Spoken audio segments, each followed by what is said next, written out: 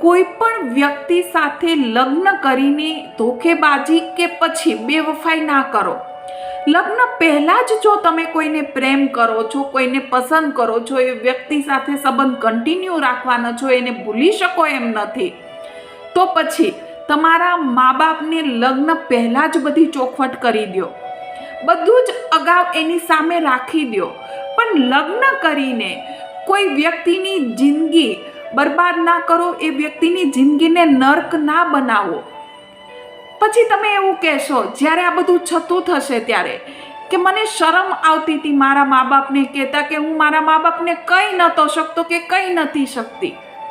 પણ કોઈની જિંદગી બરબાદ કરતા તમને શરમ નથી આવતી?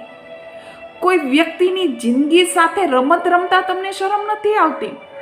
આનાથી પરિણામ એ આવશે, તમારી જિંદગી બરબાદ થશે, એ આવનાર વ્યક્તિની પણ જિંદગી બરબાદ થશે, પ્લસ જે વ્યક્તિને તમે પ્રેમ કરો છો એની પણ જિંદગી બરબાદ થશે, અને સાથે સાથે જો એ વ્યક્તિ બીજે ક્યાંય લગ્ન કરશે તો એની પણ જિંદગી બરબાદ થશે.